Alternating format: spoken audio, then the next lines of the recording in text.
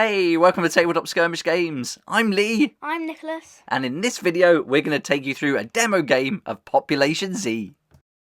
We're going to go through the game in slow time, taking you through each step, and this will complement the How to Play series that we published previously. If you haven't seen it already, there's 11 parts to the series that take you through all the rules that we'll be implementing in this game, and we're going to use Ground Zero, a walk in the park, the first tutorial skirmish that you can find in the Huntsville campaign. There's a few objectives for this tutorial mission. You've got to find your starting weapons, marked with the green X.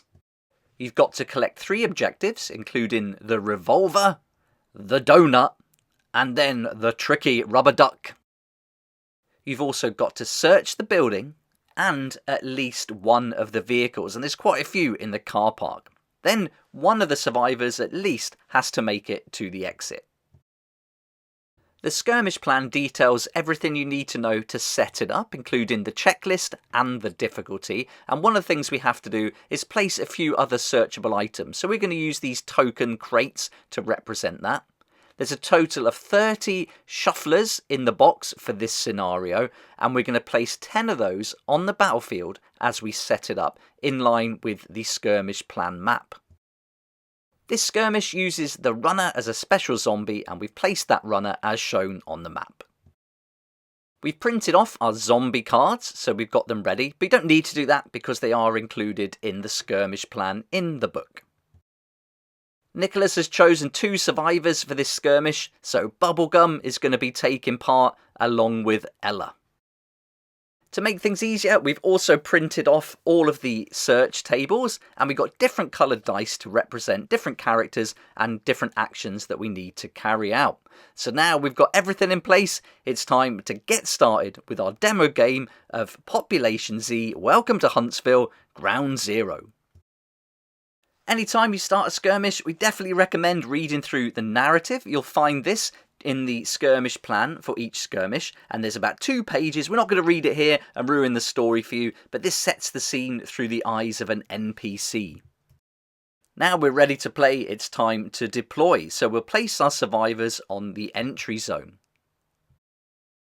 Ella has the sneaky beaky skill, so that means we can place her anywhere in the zone that the entry zone is placed in. So we're going to move her up into a key position, getting her close to her starting weapons.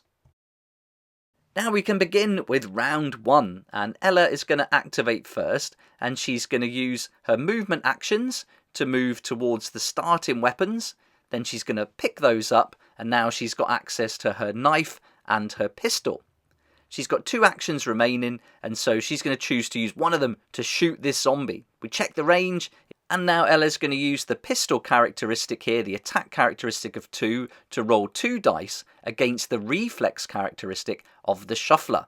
She rolls one of the dice, and immediately it's a 6. That's great news. The other one is a 2, so they both hit, but because you're attacking a shuffler, any roll of natural 6, which is a great success, immediately kills the shuffler, their head explodes, and they're removed from the battlefield.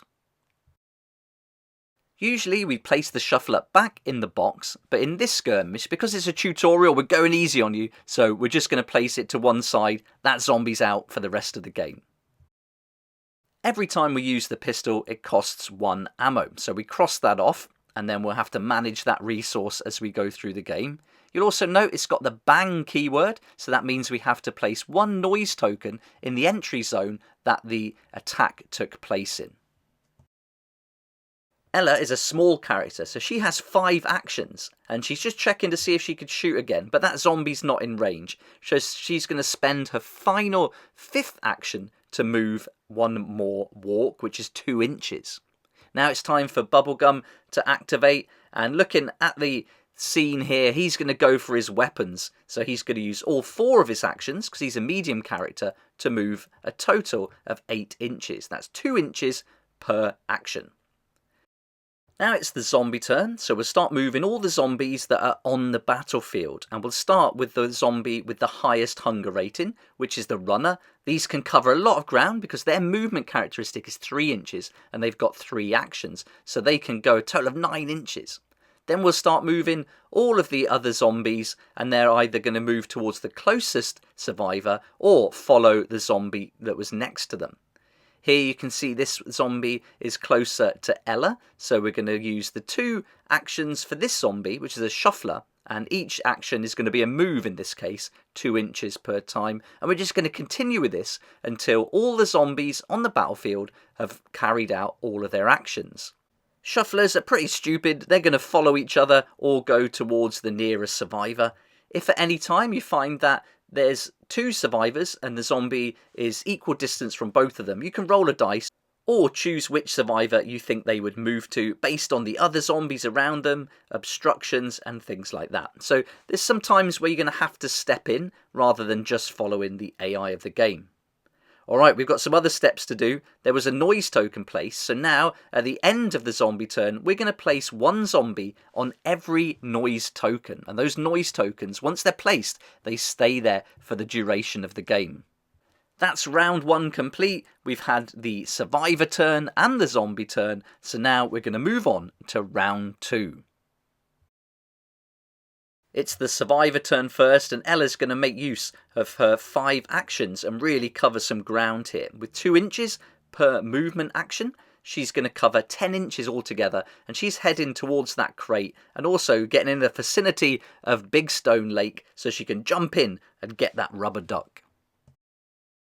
You can see the zombies are closing in on Bubblegum, and it's really important that he gets to his weapons. Luckily, he's within 6 inches, so he's going to use 3 walk actions and move towards it, get in base contact with that token, and spend 1 action to pick it up.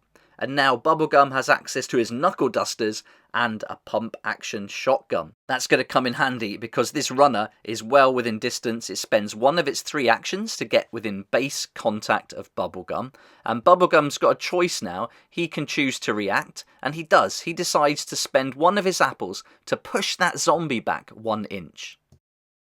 The runner still has 2 actions left though, so it spends 1 more to move into base contact. And now it's going to attack with its attack characteristic of 1. That's 1 dice going up against the guard of Bubblegum. So it needs a 4+ to hit. So the runner rolls a dice, and that's a success. That's a 6. It hits Bubblegum.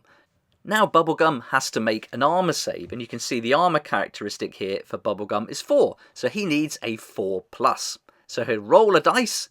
He gets a 5, he's safe, but let's check that power characteristic first of the runner. It's -0, so that 5 stays the same, and Bubblegum is safe for now. There's lots more zombies closing in on him, so he's going to have to be careful.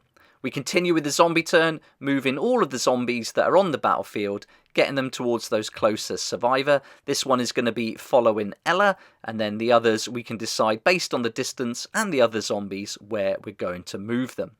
These ones here can all see those zombies moving towards Bubblegum, so they're going to head in that direction. And then once they've all moved, we look to see if any zombies are on the noise tokens, and then we bring those onto the battlefield. So this one here is going to use its 2 actions to move 2 inches each time, a total of 4 inches.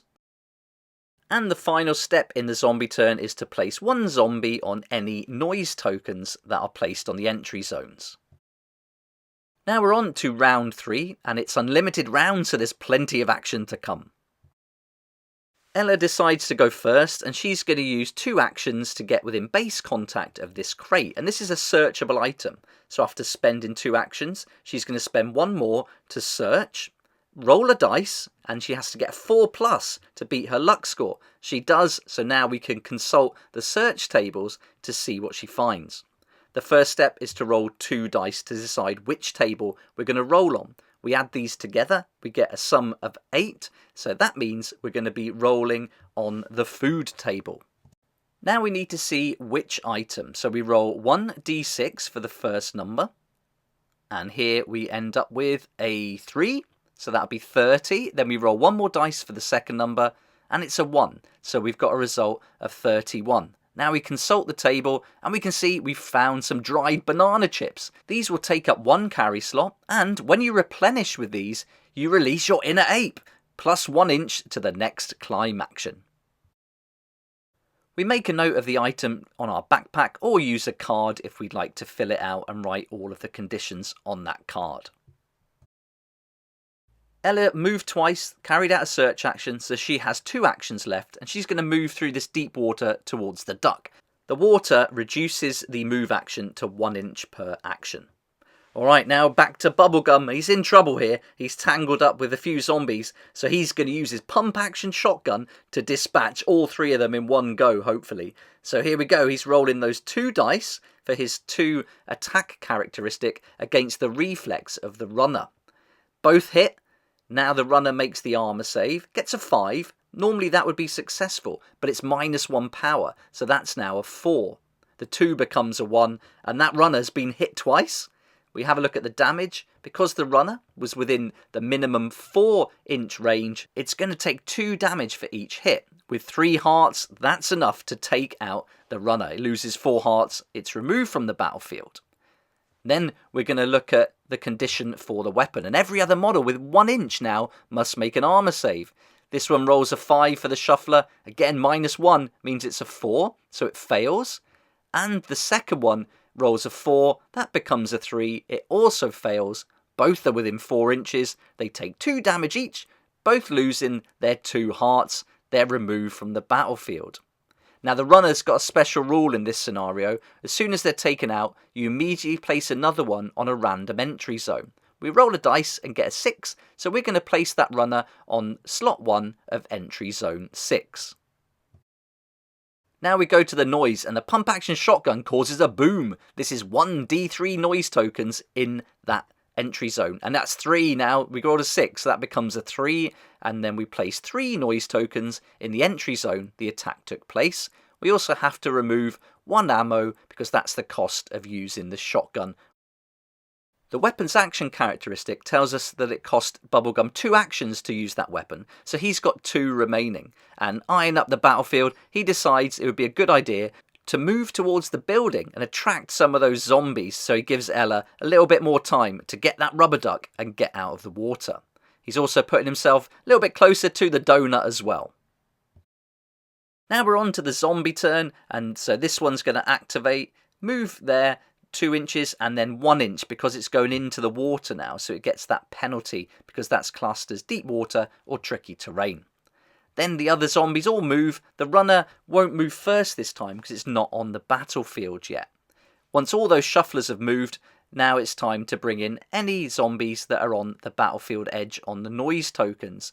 And with that 9 inches, this one's quickly getting towards Bubblegum again. We've also got a zombie on entry zone 3, so we'll move him into play. And then we're going to put zombies onto any entry zones that have noise tokens. Don't forget there was 3 over there, so we're going to place 3 zombies, 1 on each token.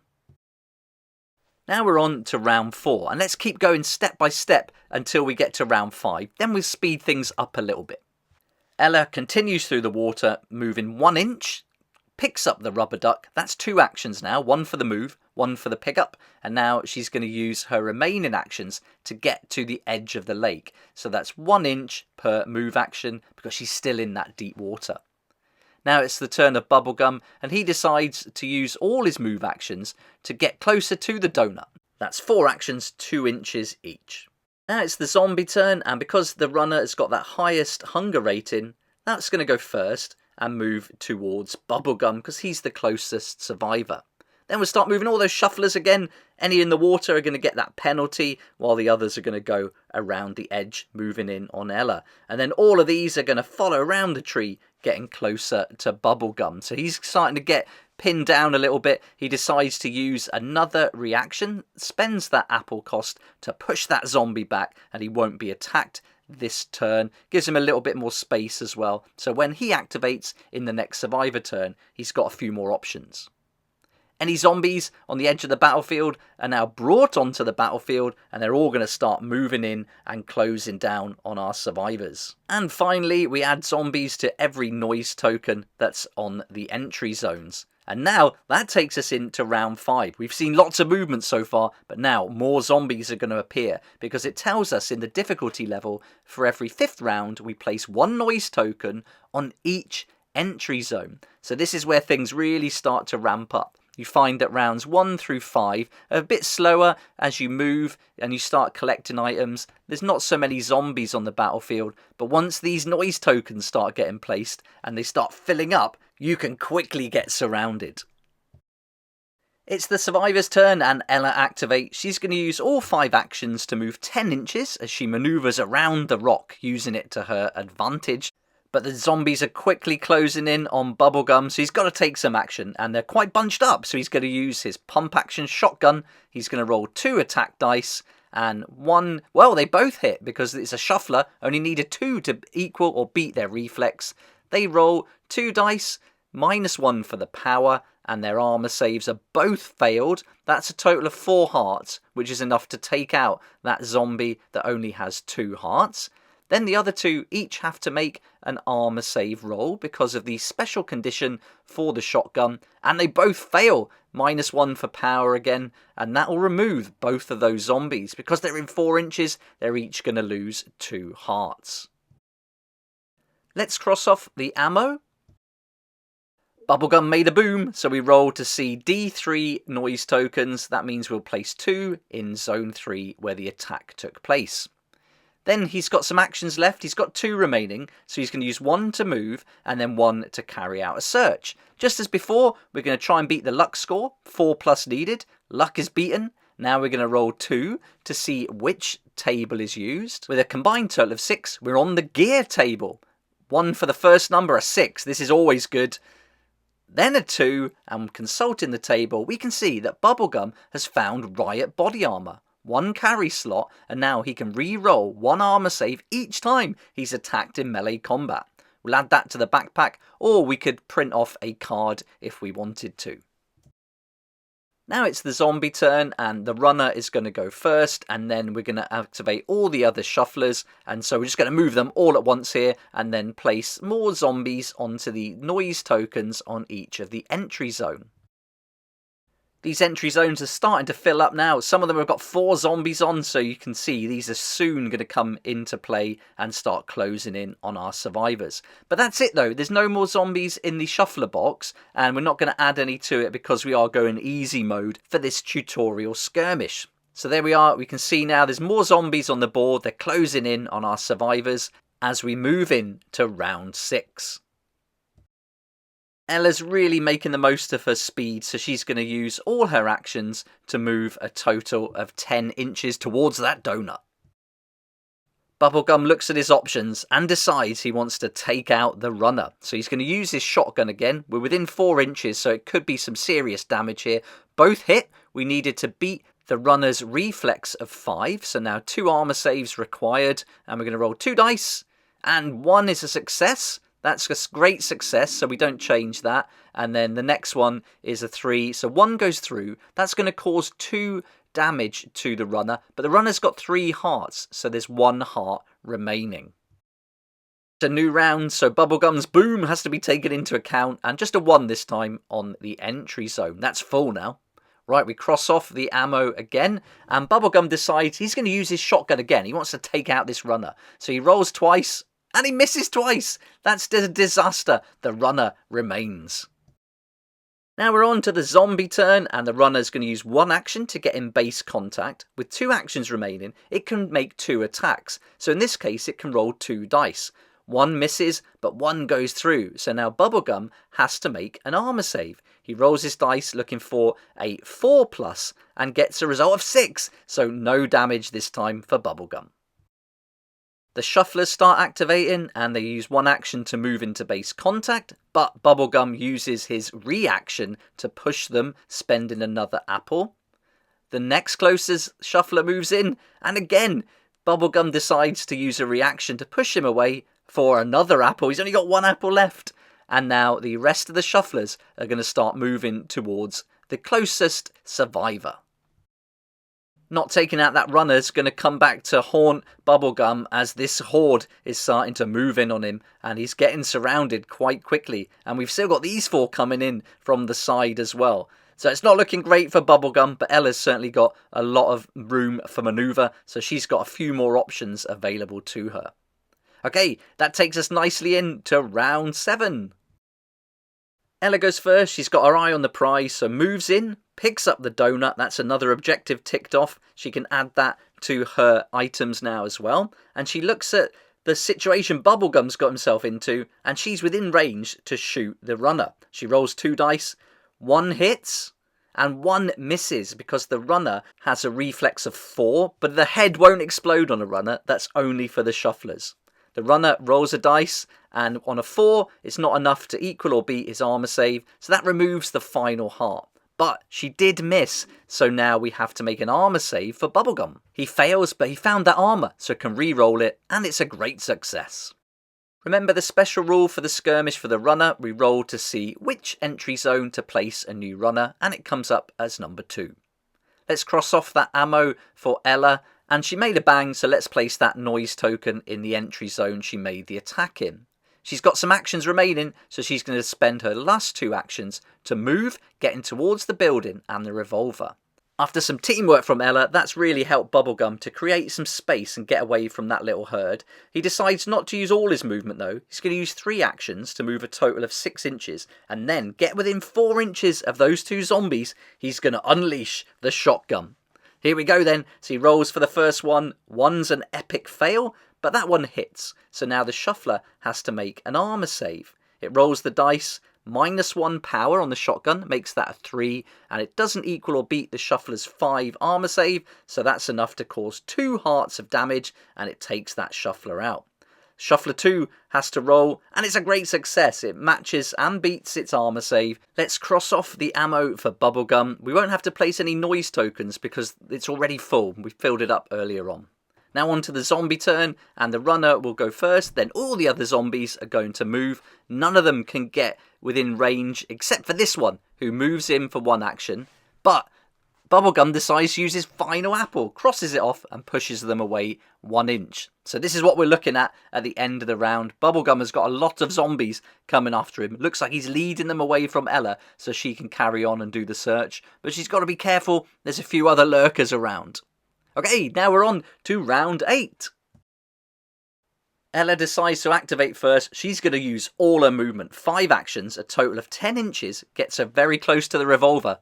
And there looks to be a body lying on the ground too. Bubblegum next. He's doing something quite clever. He's going to move 3 full moves of 2 inch each, and then 1 into the water, halving his movement for tricky terrain, and he's going to try and lead the zombies into this water feature.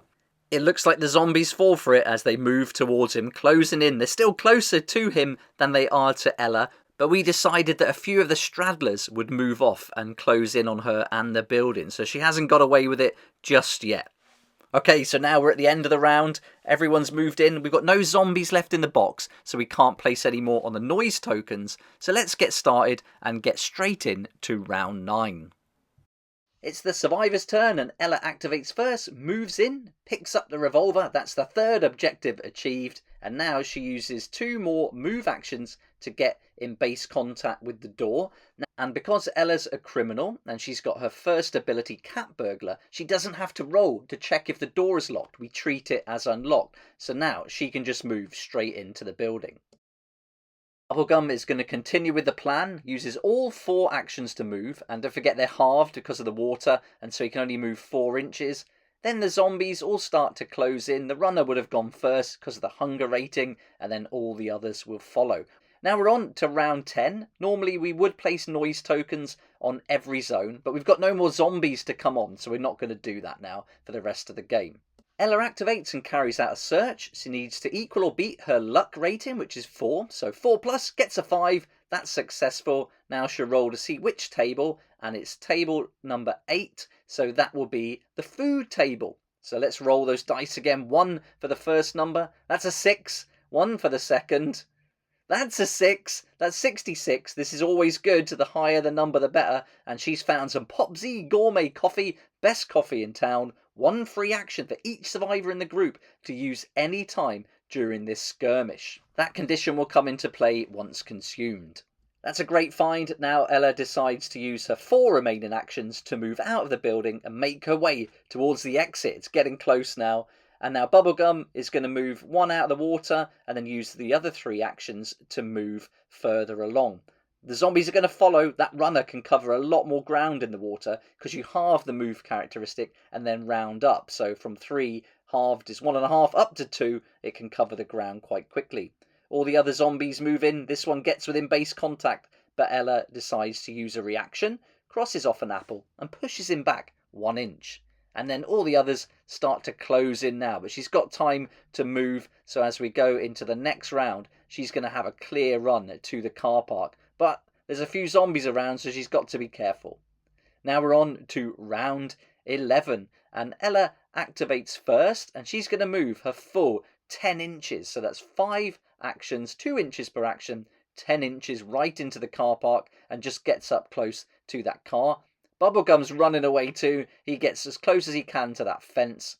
Then the zombie turn. Things are speeding up now as the runner goes first. Then the shufflers all start to move in, closing down. The group of zombies are still bogged down in the water, so they move forward. Then the rest will move towards him. They can't climb though, so they have to be careful with this fence. They're just going to have to go around and move through the gaps. You can see things get a bit quicker as we move through the rounds now, especially with so few zombies on the table. Don't forget this is the intro tutorial skirmish, so things are a little bit easier. Okay, let's move in to round 12 then. And our survivors are playing it safe. Ella's going to move her full 10 inches, getting around the bus, gets away from that car just about, and then moves around the bus towards the black car and getting herself closer to the exit. There we go, not far now. This is nearly over. And then Bubblegum climbs 1 inch, and then he jumps, drops down, and then he can move over the car without any penalties as the car is less than 1 inch high. So he can just scramble over that as normal, using all his movement actions to run away. The temptation to shoot the zombies is strong, but they've got to get to that exit. The runner goes, he can't climb, so he's going to maneuver around the fence, and then the shufflers will start to follow him and move through. And this is where you start to see the terrain really coming into action. And if you use it to your advantage, you can get those zombies clogged up in the little walkways and in between vehicles and other obstructions. Those other ones have got a bit more room though as they start to move forward, closing down on our survivors as they push towards the edge. And don't forget that little group, they're starting to come out of the water now and ramble towards the rest of the zombies. That brings us on to round 13, and Ella is going to activate first. She's going to move right up to the car for 1 action. Then she's going to carry out a search, and with a 5 that's successful. She needed a 4+. She rolls 2d6, total of 7, and we're back to the food table. So she's finding lots of food for the group. And with a dice roll for the first number, another dice for the second number, 34. That is the cold coffee can. Caffeine is caffeine plus 1 inch to your next movement. So if she consumed that, she would get 1 inch to her next movement action. Now she's going to use the rest of her move just to get to the exit and the safety. She doesn't have to work to help Bubblegum as he's close enough to move 8 inches using all his actions, and he's made the exit too, and that is the end of the skirmish. As the zombies move in for their final turn, you can see that the survivors have got out of there just in time before they were overrun by this horde. Lucky for them, it was a quiet day at Big Stone, but I think as they move back into town, things won't be as easy. For Bubblegum and Ella, the skirmish was successful. They met the objective, got those tokens, they grabbed their starter weapons, searched the building and 1 car, took out at least 3 zombies, and at least 1 survivor made it to the exit zone. There we go, that's our demo game for Population Z. Welcome to Huntsville. Hope you enjoyed it and I hope you found it helpful. If you'd like to find out more about Population Z and how the rules work, check out our series, parts 1 through 11, where we take you through every step of the game in lots of detail. As you work through the other skirmishes in the book, you'll be carrying out loads of other actions, lots more searching, lots more ranged attacks, and certainly a lot more melee attacks than you saw in this video. But hopefully that's given you a good idea of how it all works. If you check out the starter campaign video, that goes into detail about the post and pre-game sequence. And we're going to post another video very soon after this one that shows exactly what happens once you complete the skirmish, and we'll go through the post-skirmish sequence in detail in slow time just so you can see exactly how it plays out, because Population Z really is a campaign game and that's what it's all about.